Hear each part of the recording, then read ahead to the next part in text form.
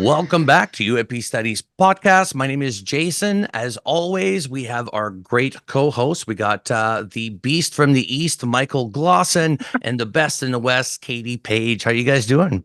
Doing great. I love my new name. Yeah. Yeah, I do too. What's left for me? Yeah. Yeah, what's up? No, actually, I was going to show you.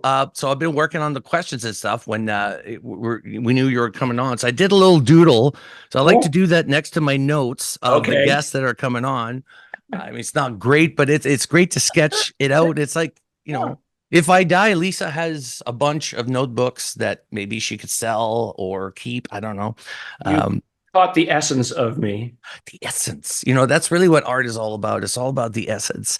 But we're super happy that you're here with us, Garry. This is really important. You're becoming a very prominent person in the UAP field, and you're very bold. And it's nice to see that there's a leadership that we've needed in this topic for a long time. I think you and Ross are both leading the helm on that, on the scientific and journalistic point of view. And then there's people like us, on podcasts that are trying to learn as best as we can and keep up. And having you guys on is really important. So we thank you so much for coming on, Garry. I got to let the dog out. No worries. You see that? I made him so emotional. I know he's got to take the dog out. So no, what an honor though to have him on. As well. And Michael, you've interviewed him not too long ago either, right? Yeah, about a month ago. It's not out yet. Yeah. So he's going to get used to our faces. That's a good thing. Katie, you got your lights working in the background. Okay. Sorry. Yeah. She doesn't want to go out now. Well, now we know the question of who let the dog out. It was Garry Nolan. Ooh, is that a Mitt Romney reference? Yeah. Who What kind let of the dog? dogs What kind of out? dog, Garry? What's Little that? dog, big dog. Sorry Do you have a about little dog or a big dog? I might think have it's a to get little up a couple dog. of times. I'm sorry. No worries. We're going to get the ball going with the questions. Actually, Katie, do you want to kick it off with us? Well, I mean, a lot of people talk about disclosure, and it means something different for everybody. So what does disclosure mean to you, and what would that look like for you? Well, I think disclosure is just, let's take a step back. There's both personal disclosure of what it is that somebody believes or seen or have seen. And so what I saw when I was a boy, what many other people have seen, that's disclosure to them, right? They know that they saw something which is, not human, and that they didn't imagine it, right? So let's just start with that. So, but I think the general concept of what is disclosure, not just for me, is an admission by the government that this is real. Now, in a way, actually, they've already done so. They've said, okay, there are some UAP that are real. We just don't know what they are. And so they always hide behind the legalistic language of, it's not, we have no evidence that it's alien. Okay, well, that's fine. We didn't ask you that. We just asked you to say whether or not it comports with something beyond our understanding. We can leave the conclusion on the, open, but let's admit that the data is real and is beyond understanding. I mean, that to me is disclosure, right? So in fact, it's happened. Yeah.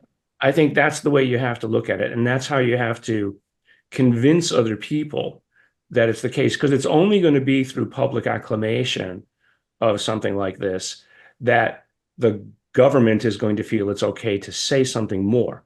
Now, whether they will admit to these alleged programs behind the scenes, that's a different kind of disclosure, right? So there's an admission, which is a psychological admission that, hey, there's something here, right? Which most people will just, let's say, accept, but then there's the people who will ask, okay, well, what is the evidence? Right. And so that evidence is not fuzzy videos or pictures. There's a reason why some of the pictures are probably fuzzy, and people have, we talk about that, field structures around the objects that allow them to move. If you stand on an airline runway and try to take a picture of a jet that's taking off, the air turbulence from the heat will obscure the object. Pure and simple if you're doing it from behind, right? So it's easy to imagine that, these other objects might obscure visualization. So really what I think people are looking for is somebody walks out a piece of hardware that is clearly not ours, right? Now, I'd love it if it had a function. I could put a rock on a table and say it's an alien, rock. But if it doesn't do anything and if it just looks like a rock on TV, it's not going to prove anything to anybody. But if it does something unusual, or at least you get a reasonable scientist to admit that it does something, then that's a form of disclosure, right? The other form of disclosure is, obviously something biological, right? Or some knowledge of something that we don't currently have an understanding of, right? So, for many people, that's the only thing that they probably would accept, right? A living, breathing something. Because, if I can't put my hand on the hardware and see it functionally doing something, it could be anything that somebody could hoax, even the government could hoax to try to convince you, right? So and this is why I keep pushing this notion of bringing in scientists to analyze something that they can all agree publicly is real, right? I literally got off the phone moments ago with a documentary team, talking about the need to get, let's say we had a piece of something.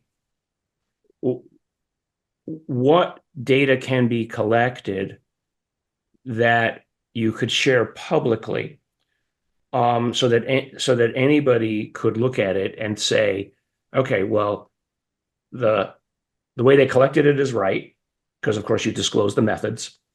The way they analyzed it is right. And while they're not coming to any conclusions, the data is real. And you don't want to do that, in a press release. You want to do it through peer review. So, because in peer review, what you get is not that the reviewers are agreeing with you that your, let's say, conclusions might be right. Peer review is really 90% of it is about, are your methods valid? And is your analytic technique competent?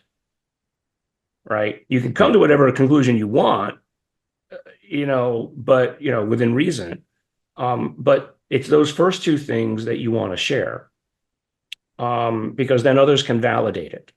They might not have access to the materials like you do, but they can at least validate that the analytic approach that allows you to come to a reasonable suggestion, if not a conclusion, is right.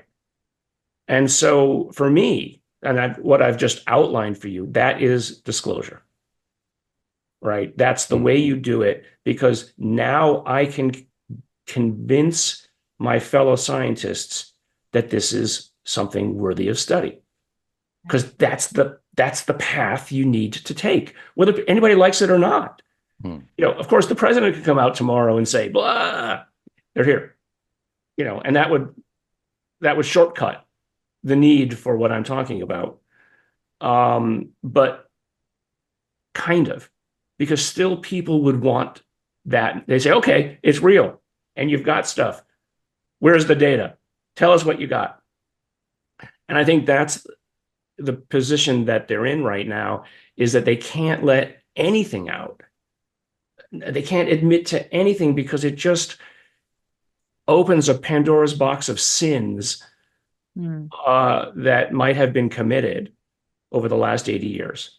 I mean, Right. I was brought up Catholic, so both mortal and cardinal sins. And they're probably worse than we even imagined them to be. Like, we don't even know what they've done. That's a scary bit. Michael. Yeah, I think that's a fantastic sort of broad explanation of the challenges that science faces. One of the sort of deeper challenges that I think a lot about is the question of whether like our basic worldview that kind of underlies and underwrites modern scientific practice might be flawed in some of its like really fundamental assumptions. For instance, like just the idea that materialism and particle physics and like pure natural law that we can describe mathematically or something is sufficient to describe and explain everything that happens in the world. Do you think that is it possible and is it likely in your view that understanding phenomena like these requires us in the end to adopt a different worldview than scientific materialism, not necessarily a religious one, but one that admits of either other forces or other orders of reality that we can't study as easily as we can, things that we can stick under a microscope? I mean, you can say with pretty high confidence that our current view of reality is insufficient, right? I mean, if you were to go 100 years ago, their current view of reality was insufficient, and they would look 100 years ahead at us, and if we were to bring any of our stuff back, they'd think of it as magic, right? So, fast forward 100 or 1,000 years, and even humans alone will have a better understanding and perhaps the ability to manipulate reality, material reality, in a better way or in a more nuanced way. Sure. I think that's what excites me about the observations that are made. And everybody, I'm not alone. It's like they're doing things we don't understand, whether they're natural phenomenon or whether they're, non-human intelligence, right? They're doing something we don't understand. So as a scientist, that's, there could be nothing more attractive to me than that, because it's an unanswered question that I can throw myself at, or I can excite other people to be interested in. So sure, there are probably thousands of technology revolutions awaiting us, because if somebody is 1,000,000 years ahead of us, imagine what they can do. Humans are interesting in that, we look back on our progress over the last, let's say, 100,000 years, and we think of, 10,000 years ago, we were doing this, 10,000 years ago, we were doing that. It's very easy to look into the past and compact it mentally. We can't imagine what we're going to be 10,000 years from now, but 10,000 years will happen. Irrespective of our desires, it will happen. And they'll look back at us and see us as primitive as we look back. And so even without aliens, that's a mental problem that humans have. And so the reason why I bring it up is because now align what I just said with a civilization that might be 10,000 years ahead of us or 1,000,000 years ahead of us. They will be as insufferably obtuse as we would be 10,000 years from now. Right? So that's the thing, is that humans just don't deal with these kinds of time frames. We're just not evolved to do it. It takes real focus to think about it. Anyway, the reason why I get excited about it is I just see opportunity in the understanding. The same reason I want to do these materials analysis. I don't want to do it to make patents for myself. I want to do it to get the information out, to get other people to confirm or tell me, oh, it's nothing. Hmm. I mean, that's more important to me than knowing it's something almost, because now I'm not wasting my time on something.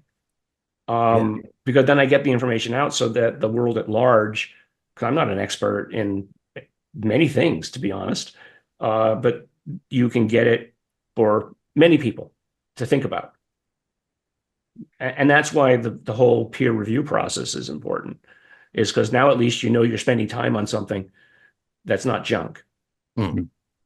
I think what you guys are fighting too. I mean, was it the scientific journal or something? It was like pulling back a bunch of published scientific papers that turned out to be bogus or something. I mean, that made the news recently. Crisis right now. Yeah. And, you know, when people are doing actual UAP research, but that's happening, there's always something happening to ruin any progress that is being made. And Well, I don't want to pick on the Nazca mummies, you know, because I'm sure I'm going to get hate mail. we'll get comments. Yeah. You know, but I've been up and down about it. You know, oh, it's interesting. Oh, no, it's not. Here's some new data. And so there's not the kind of organized analysis, well, maybe there is behind the scenes that I'm not aware of, that, you know, collects the data on what they say there's like 60 of these things and 4 different groups. And some of them, you know, clearly look like they're just constructed, but maybe 10,000 years or 6,000 years ago. So that might be a fascinating archaeologic find as opposed to something else. But the way that the data is coming out and doing it in press releases is just anathema to progress, because it gives, you know, anybody who's wanting to ridicule it more than enough material, you know, for a late night comedy show, right?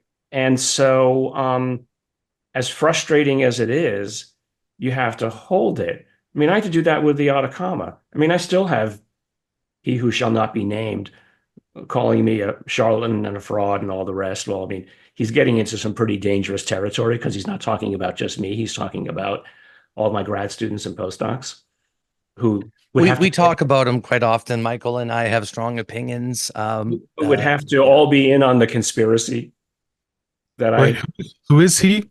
Who is he that must not be named? You know who he is, Michael. Come on. Is it I'm just not going to give him, you know, but it's like, just like, get over it. Prove me wrong. Don't, you know, don't quote a bunch of unnamed and unnameable scientists that you call experts. You know, I'm out there. Where are they? So anyway, that's the problem. I mean, I didn't release the information despite the fact that I was getting a lot of pings on it because I wanted to go through the process. And I didn't want information leaking out that then could be used to stop the process. Yeah. And that's the other thing that keeps going on is, I'm sorry to say, reporters, not that you guys are reporters, but you're part of the media, you know, ecosystem, is they all want that tidbit that will be in the news, but then that information is used by those who are against you to do an end run. Yeah. Loose lips sink ships. Good point. The thing is too, I mean, there's so many deeper issues that I think, you know, because we're in the community, we know a little bit, I wouldn't say more than the average Joe, but we look into this like almost daily. So we know this. One of the questions that I have is about this reverse engineering program that we keep hearing about that's been ongoing for a long time. I think we have more crafts than we think that we do. And my question to you, because you come from the academic, you're very, very intelligent, but this is why I want to ask you this question. Not according to my husband. Yeah. You know what? It's the same thing with my wife. I'm like, do you know who I talk to on a daily basis? But she still runs the house. It's like, yeah, she doesn't believe it. But it's the, What my question is that we have technology that either we shoot down or they're gifted to us or whatever, but because we haven't naturally gotten to that point to discover that technology for ourselves, is it pretty much like giving a loaded shotgun to toddlers at this point? Like we don't know what we're doing? Yeah, I'm sure that could, I mean, that's one of at least the principal reasons that I can think of that the technology should not just be let run wild. Hmm. I mean, disruptive technology changes the nature of our economics. And so, if there's an energy or there's, or an energy ability or a new kind of battery or, flight capabilities that, I mean, entire industries rise and fall on the basis of that. I mean, just look at AI and what it's doing and the disruption. And that's relatively minor. I mean, so I think that those kinds of considerations I actually respect. I mean, those are the kinds of considerations I would want to know. I don't think that stops you from saying the stuff exists. I mean, we have fighter planes that anybody can see that do things that are beyond the ability of United. I mean, United can barely get me my lunch on time, never mind, or get me to my place on time. So, but they don't have to release the information for me to know and respect that they have that capability to protect the country. Right. And so I think that that's the stance, the careful stance that could be promoted to say, well, yeah, we, to the extent we understand anything, it's not information that we think should run free at this point. And which is why I had proposed for the UAP amendment, sort of that third line of, well, there's probably something that can be released to excite people to study and bring people in and bring engineers in and get high school students fascinated with science again. Because, I mean, just look at the media ecosystem on TV.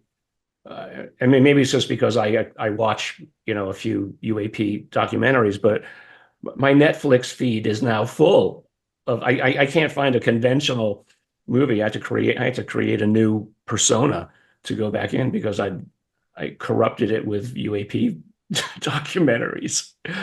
But those are there for a reason because there is interest. They wouldn't put it up if they didn't have eyes on screen.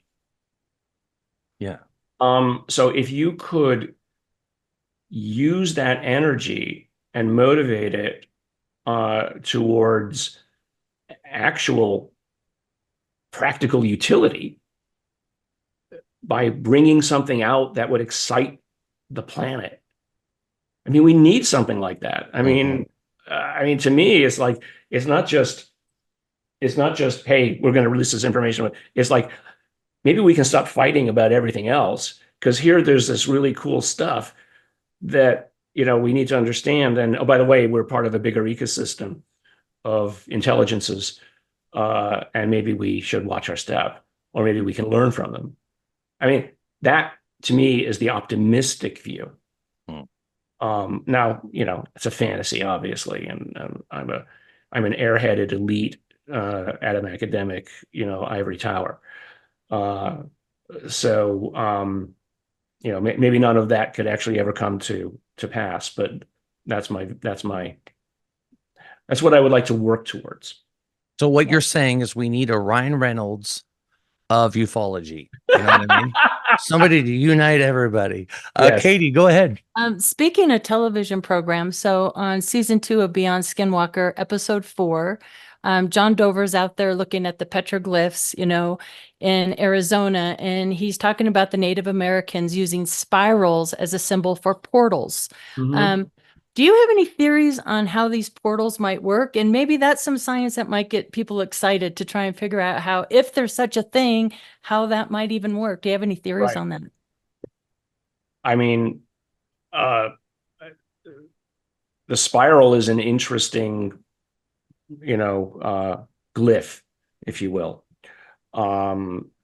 It's it sort of draws you in, right? I mean, the spiral is used to indicate hypnosis, or somebody who's going into another realm for whatever reason. I don't know why. Maybe there's a Jungian, a collective unconscious connection there about what spirals mean. But I mean, how they operate, I mean, I just don't know. I mean, you'd have to imagine a technology that can compress and change space-time, which again is something earlier to what Michael was asking. Is there something so far beyond our understanding that we don't appreciate the physics of that reality? And maybe the physics of that reality is not manipulable from this side. If there's another side and we're a container, right, from that, something from the outside looks in on, maybe the physics of that understanding is on that side that we would never be able to appreciate from this side. Right? I mean, that's the way you have to think about it. That's a great way to think about it. That, there are concepts and symbols and thought processes or whatever that go on out there because we can't get them into our 3D understanding. So maybe the manipulation has to come from that side. We're like mice in a cage. Well, but then you could also imagine, and again, I'm just complete speculation because it's kind of fun. So imagine there was something on the other side that opened a portal that allowed some civilization somewhere in the universe, some material universe, to go through. And once through, now they have the ability, they've transcended in some way. Now they have the ability to, run free and do what's being done on the other side. So, that's just one way to think about it. I mean, I often talk about, people talk about the UFOs as well, if we can get a hold of one, we can understand their engine. Well, maybe there's no engine. Maybe there's no power source. Maybe they're being powered through a portal, that they keep on board and move with them. Right. So the energy generation and the ability to move is elsewhere. And not that I know that that's the case or anything. I certainly don't. But you have to leave something like that on the table as an opportunity so that you don't, pigeonhole your thinking into just one thing, and then you're disappointed when you don't get what you want. Yeah, because you're stuck on the idea that they're just craft that, Yeah, we already have the concept right. We just need to figure out how the parts work or something. Maybe we don't even have the concept right. Because we think of it as like a plane, and a plane has an engine and a fuel. And so, back to your question about the spiral, I mean, that's just one way of thinking about it. That it obviously, if these speculations are real, there's an ability to take shortcuts. And that's but science fiction and fantasy literature has used this for decades, as a plot, tool. So, and there's been hundreds of ways of thinking about it. And so, I don't know, it's as varied as your ideas. But the fact that multiple people claim that they see this sort of stuff is, it's an observation, it's data. I can't validate it by words. And I certainly can't validate it by any kind of technology knowledge or even future technology that we could achieve. Back sort of to Michael's. It's just not in our viewing frame of even thinking forward far enough, because it implies a level of understanding of the reality, of the nature of reality, that we just don't have. So it's kind of like when we look through a microscope and we see cells, Mhm. we can interact with the cells. We can do whatever we want, inject things in them, but the cells themselves don't know about the bigger picture. So Right. we could interfere with them, but they can't interfere with us. Although that being said, a sick cell will cause cancer and eventually affect the overall Mhm. of a person. So it's almost the same thing as us. But if we're playing with nukes, it's the same thing as a cancerous cell. It will affect the Yeah. overall picture. So yeah, that's actually you gave us a great way to think about it. Michael, your next question. So interesting segue with cells. Something I've thought about that I've never heard anybody directly address, and I think you're the perfect person for it, is regardless of what is behind the UAP phenomenon, let's just call it a non-human intelligence. If it has a physical form that is analogous to biology, it seems like it could reasonably pose a bio threat to us. Mm. And we kind of tend to think that, well, if aliens or whatever were on a spaceship and they stepped out, they'd be smart enough to know how to like sterilize their bodies, or so like microbes and pathogens and things wouldn't get loose on our planet or something. But there's not real. I mean, like, there's no real like universal sterilization method that would work for all biologies to prevent all sorts of communicable diseases. And even if you could get rid of like what we would think of as bacteria or viruses, there are other kinds of diseases like prion diseases that Mhm. can be caused without any sort of like pathogen in Yeah. the traditional sense that communicates it.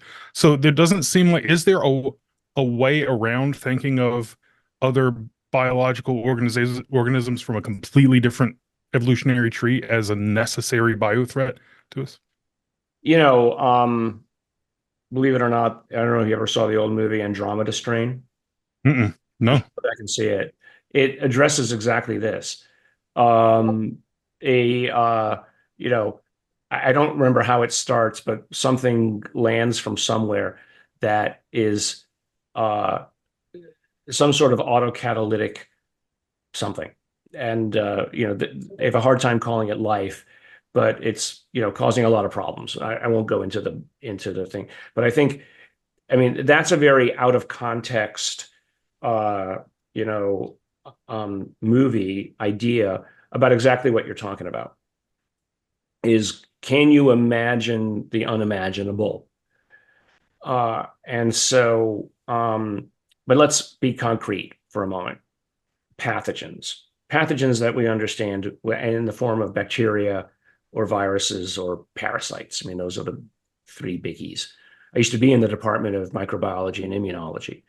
So I moved over to the Department of Pathology because my research interests changed. Um, and so uh, I have a hard time understanding how a bacteria or something from another planet on a different ecosystem could utilize us as a food source, bacteria, right? I would just think that they're so different Hmm. that that they don't have the enzymes and the systems to break down material in our cells to use as a resource or food source or energy source. I mean, I could be wrong. I can imagine other ways that even that could. So that's so if NHI is ET coming from somewhere else, then it's not a problem. If NHI, that's just I would give it a low probability. Never. How low? Do you do that? Like, do you ascribe numerical probabilities in your mind when you're thinking? Well, I did that on that salt thing where I was literally talking about a probability.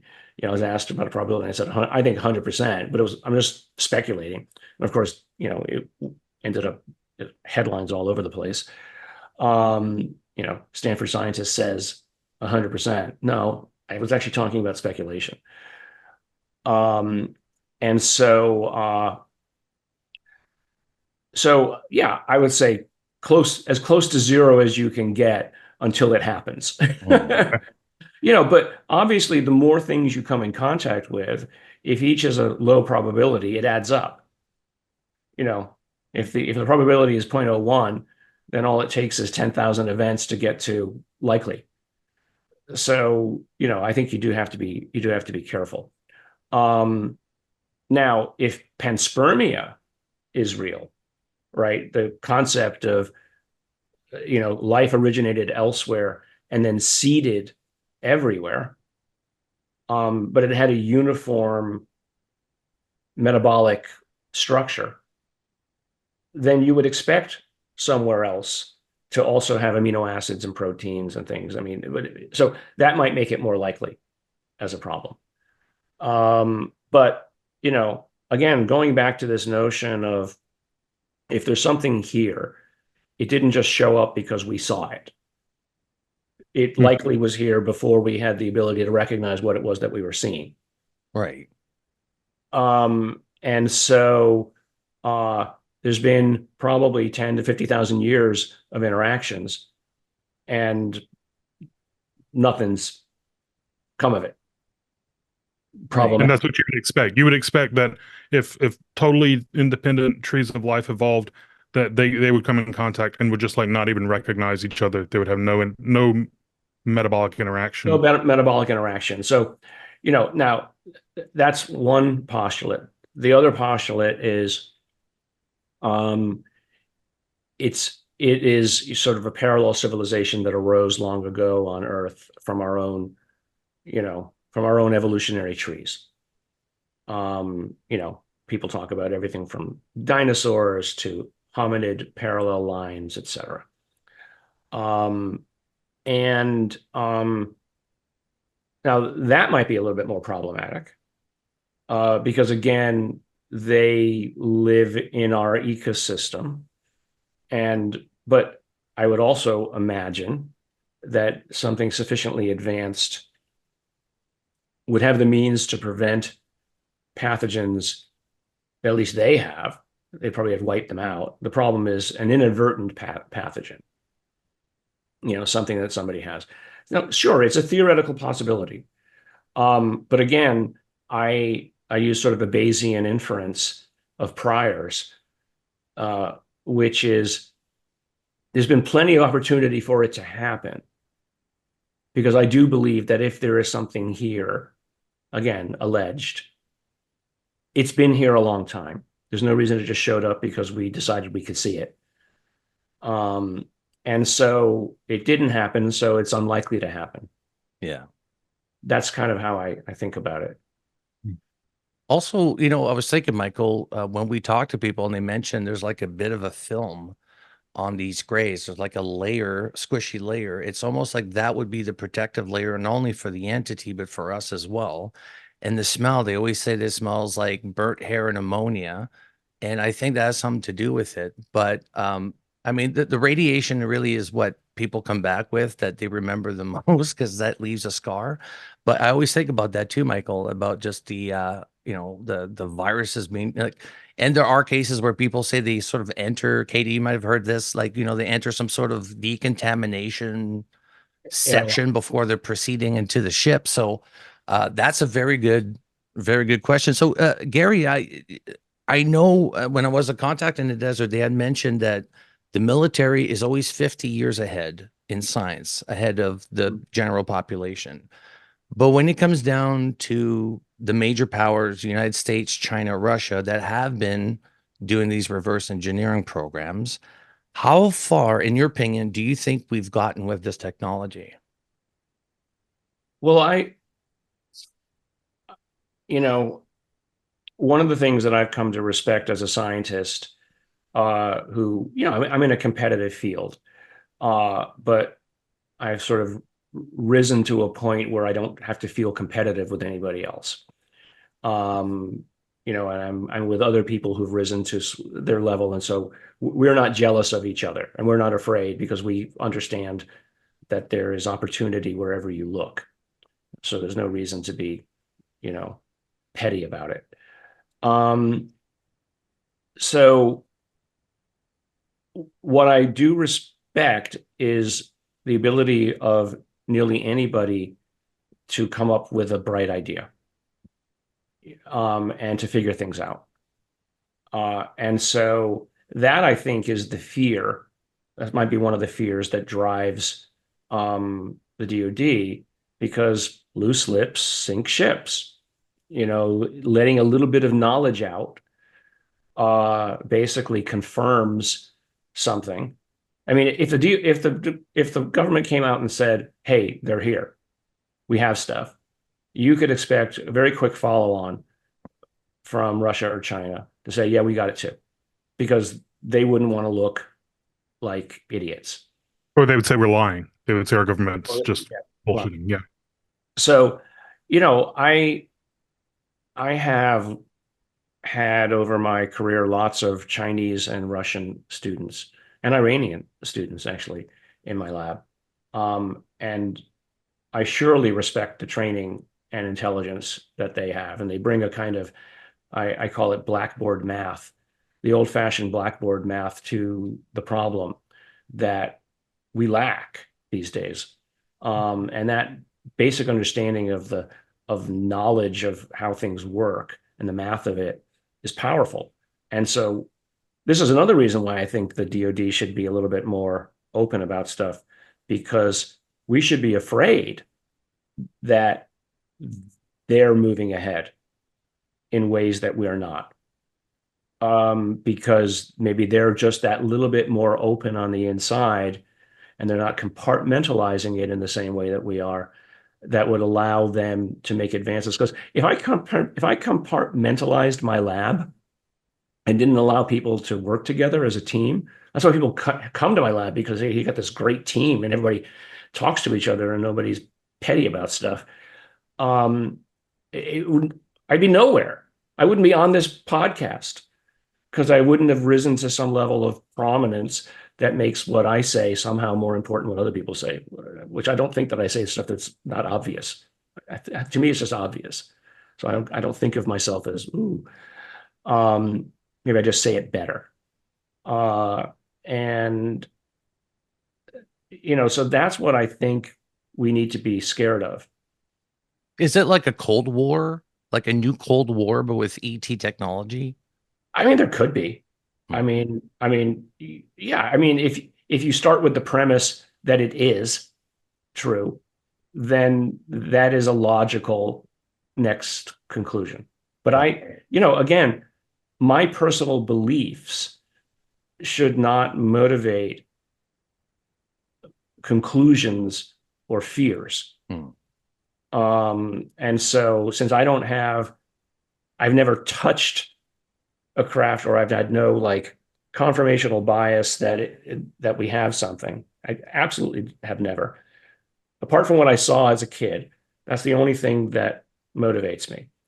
So, that's sort of that's why I hold back, because not because I don't believe that it's true or, very likely, but because I can't have a reasoned discussion with another scientist about it, because we don't have a common framework. The language of science requires what I've just talked about, that whole peer review process. And so that's what I'm trying to drive people towards. Right. And as a scientist and an educator, you are very fearless in what you're doing. And you just mentioned having, this team that works so well together, and you're so open and transparent. And I know in your world, the world of academics, that can be quite challenging to maneuver. Do you think other academics and PhDs are following your lead, and are they more open to this phenomenon and looking at it? Are the doors opening? I mean, yes, they are. I mean, the number of scientists who are now involved, I mean, at the Sol conference, for instance, at Stanford, I mean, there were a bunch of stanford.edu emails that we accepted to come to the conference. People were interested. These were professors. Good. They don't want their name out there, but they were there. Good. Right. But then a couple of them reached out and said, "Hey, I'm willing to be a bit more public about this, about my interest." Nice. So, I mean, there's SCU, the Scientific Coalition. I mean, it's a fantastic organization where they're solidifying the right to ask the question, right? They're solidifying that. Sol Foundation is creating the fence that says these are the boundary conditions that you're allowed to talk about. We don't disbelieve the stuff that's outside the fence. It's just that it's so far outside that we don't have a way to scientifically validate it. So within this fence, you can safely talk about it in this way. Mm. Right. And so that's how I see, for instance, the distinction between the two groups. And so, we're not an advocacy organization. This is the language you use so that you can entice other scientists to be interested. You give them the permission. So whatever my boldness is, it's just like, well, I don't care if you don't like the question, because I can prove to you that asking the question is legitimate. Mm. So, and I guess, I'm like Avi in a way. I don't like people, who I'm talking about, right? Yeah. Avi Loeb from Harvard. I have this righteous indignation when somebody tells me I'm not allowed to do something that I know I should be able to do. Yeah. And so Avi, I don't think that Avi, this is me speculating, even though I talk to him every once in a while. I don't think that he necessarily believes that the Uma thing was something. He's just saying it moved in ways that are in concert with this potential conclusion. Yes, there's many other conclusions, but don't tell me it can't be. Mm. And so, and so he has that same kind of, how dare you make this off limits? Yeah, because it shouldn't be in science, right? Right. Michael, one quick final question from you, good sir, before we let Garry go. What is the best science fiction that you've read? The stuff that I love the most is, and actually speaks to a lot of the stuff that it's a book by Werner Vinge, Fire Upon the Deep. Yes, great. Great. That covers all of this, all of this. Another great series is by Ian Banks, the Culture books. 10 books of, again, that imagine artificial intelligence that is so far beyond, but it doesn't go off and leave us behind. It acts as a caretaker for silly humanity. And Ian Banks, the way that he talks about, he has such a sense of humor that's scattered throughout the books that you're just drawn into the characters and the silly situations and the aliens that he creates, like the Affront. I don't know if you remember that, Accession. They were hilariously evil, but you loved them. Yeah. The very first encounter with there's like a planet that is itself like alive. I think in the very first Culture book is really humorous. It's got a personality. But he explores concepts that expand your mind. And then the third series is by David Brin, the Uplift series, where he talks about a set of galactic cultures that search the galaxy for new potential emerging species. And then when they find them, they get to own them, and they get to raise them up genetically to be part of a clan, and the clans are fighting with each other. And again, it has concepts in it about portals and things and psi and other things that are not understandable, but there's this sense of a galactic library where all information has been collected over billions of years, and that new species basically come along and just their whole purpose is to try to access the information in the galactic library, right? Because getting that is a technology revolution. But it talks about humans, where there's groups of humans who don't want access to that because they don't want the disruption that will come of it.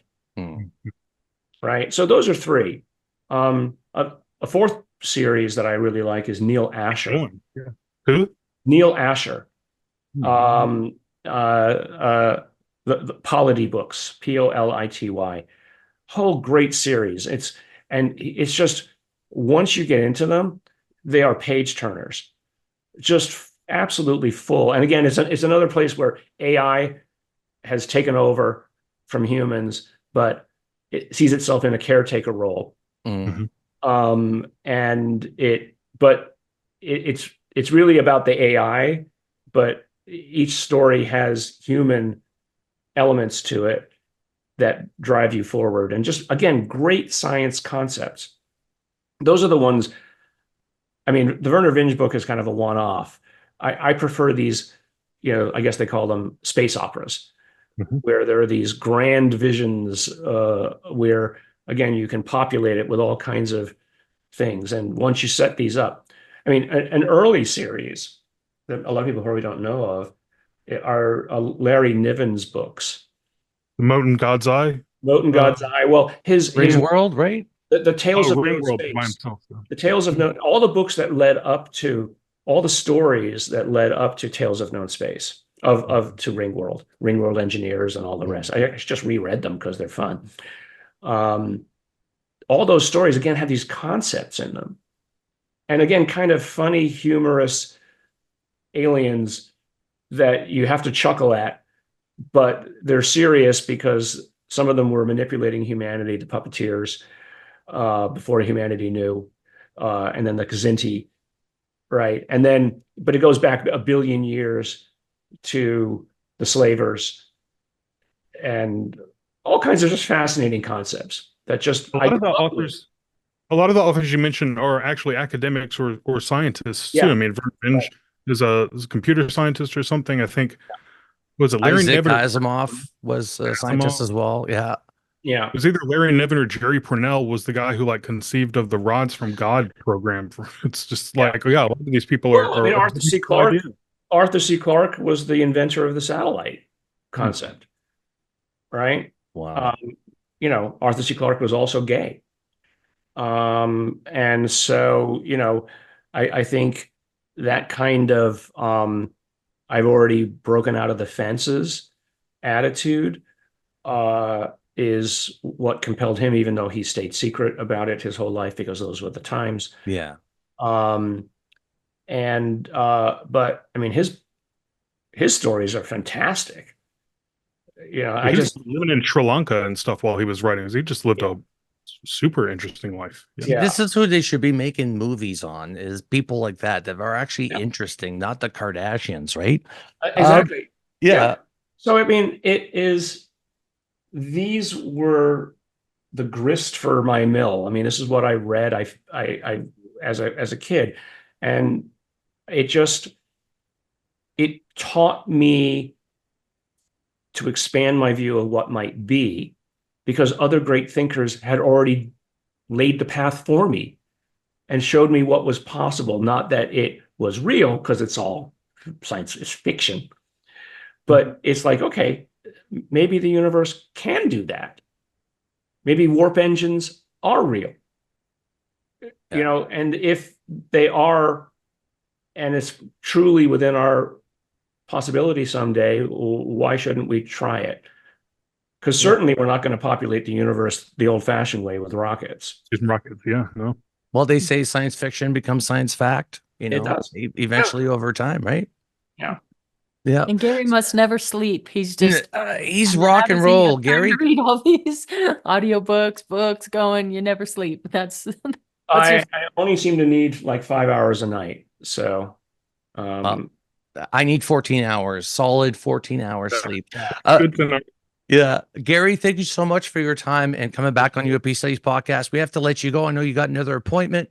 You're very busy, man, but we totally appreciate you coming on. And at any point in time, if you want to come back on, you got something to promote or anything like that, come back and see us, okay? We'll let you know. Thanks so much for the great questions. And I love the backgrounds in all of your pictures there. Oh, awesome. Thank you so much.